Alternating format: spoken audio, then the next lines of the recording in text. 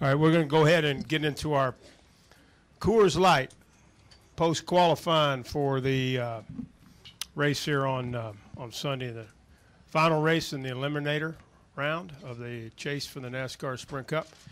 And qualifying second for Sunday's race, Brad Keselowski.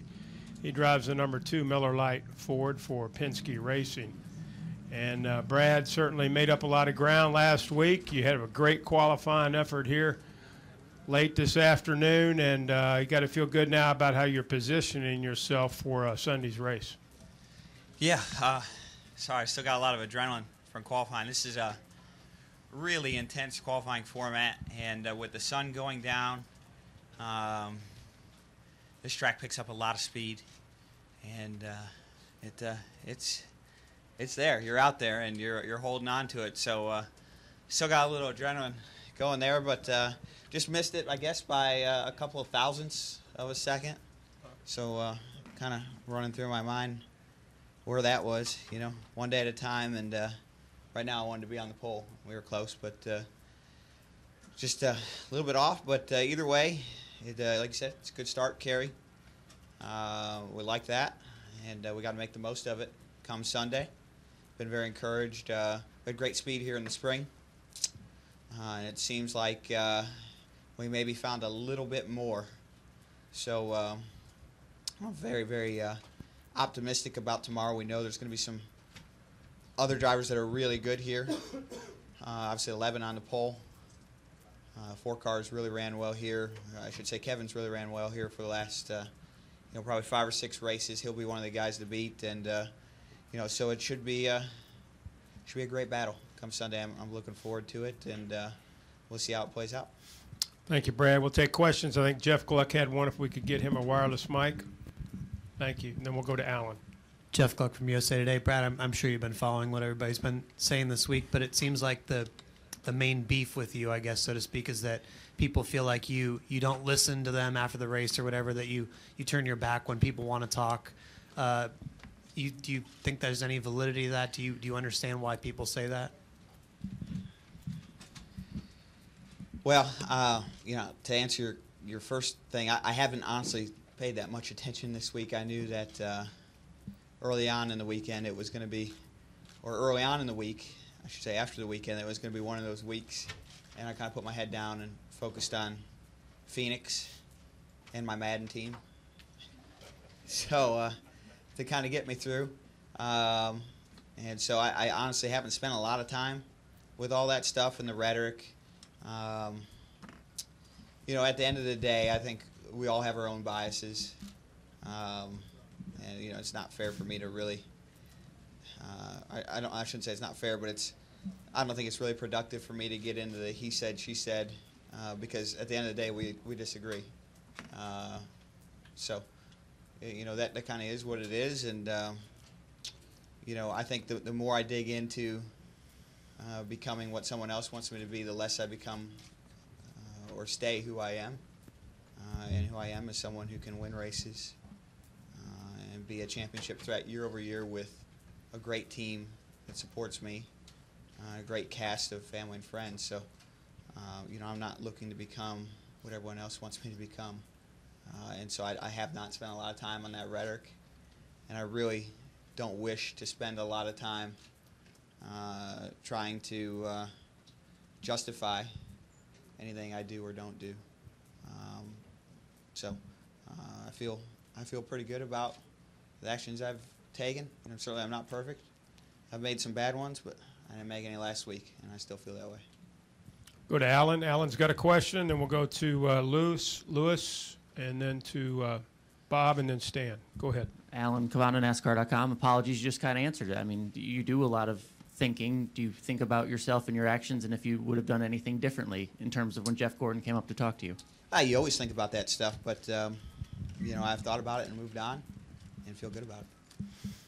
Let's go to Lewis and then to Bob.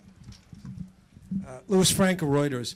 Brad, once upon a time, Roger Penske had an aggressive, brash driver named Paul Tracy, and he said about him, I'd rather worry about slowing him down than speeding him up. And this week, Roger made a statement, supporting your actions. What have you spoken to Roger? And if you did, what have you said to each other? Yeah, we've spent a lot of time talking this week. We talk a lot anyway, so I should probably preface that point by saying that we have a really active dialogue, which is one of the reasons why I love driving for him, and I'm proud to do so. But beyond that, yeah, we've addressed this situation as we would any situation. And, I can say, and it means a lot to me, that he's been extremely supportive, probably more so than you guys will ever know. And I feel very confident about my position in this sport and with my team at Team Penske accordingly. Let's go back in the back. Bob Pockris. Bob Pockris, Sporting News. NASCAR suspended 3 crewmen for 6 weeks for hitting you. Do you feel like that is an appropriate penalty for a crewman punching a driver? I didn't really think that much about it. They took an action. Again, I go back to I have my own set of biases on that, obviously. I don't envy their job, that being NASCAR at any given time. I'm glad I'm a competitor, not an official. Because I think no matter what decision they would have made, there'd be someone saying it was the wrong one. But I'm not sitting here, clapping for joy or angry in either way on that direction. I don't take any pleasure in someone else's pain. So, it kind of is what it is there as well. I haven't put a lot of thought into it. I hate to use that cliche, but, I can't spend all my time worrying about the other people. I have to worry about winning this weekend, this race, and this championship. And that's where my focus is and will continue to be. And I think really a lot of these conversations, a lot of these talking points are meant to serve as a distraction. So to sit here and really comment on a lot of them would really be to justify them, because I know the things that I'm doing are the right things. Go to Jerry, then Stan, then Reed. Go ahead, Jerry. Jerry Jordan, Kicking the Tires. You qualified second. Kevin's behind you, or one off a little. Do you have any concerns about racing here this weekend and anything happening between the two of y'all? I have a concern that I know I probably need to win the race.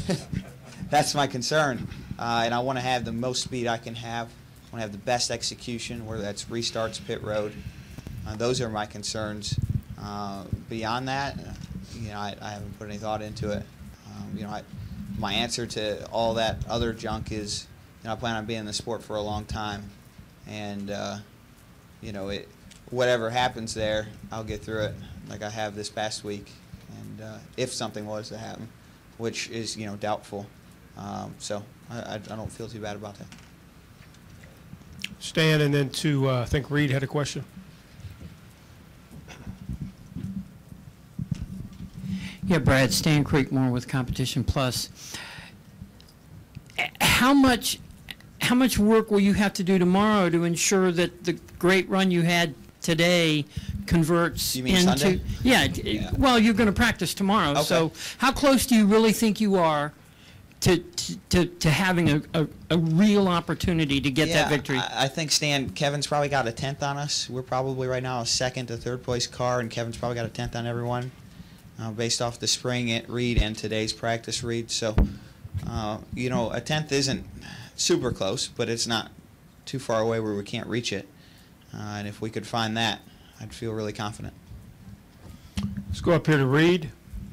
Reed Spencer with NASCAR Race Service. Brad, you already said you feel like you have to win this race. How analogous is this to the situation at Talladega, a track where you've won twice, and this one where you haven't won? Yeah, well, I definitely had to win Talladega too. And, technically I don't have to win this race. Really, just the probabilities are that I do. I think it'll be very hard to pass 3 cars in points. And I'm within 5, I think, on all 3, but that means you have to beat, if you didn't win, you'd have to beat at least 3 cars by 5 spots on the track. And these are good guys. These are good drivers, good teams. There's a reason why they're this far in the chase. And to beat all 3 of those by 5 spots is, that's that's a tough challenge. It's a tough task for anyone to really feel good about. But, if you win, you're in. And that's the great thing about this system. And we have a great shot at it, for sure. We have to keep pushing and keep working on it, though. Any additional questions for Brad? Brad, congratulations on a nice run today, and certainly all the luck to you on Sunday. Thank you, guys.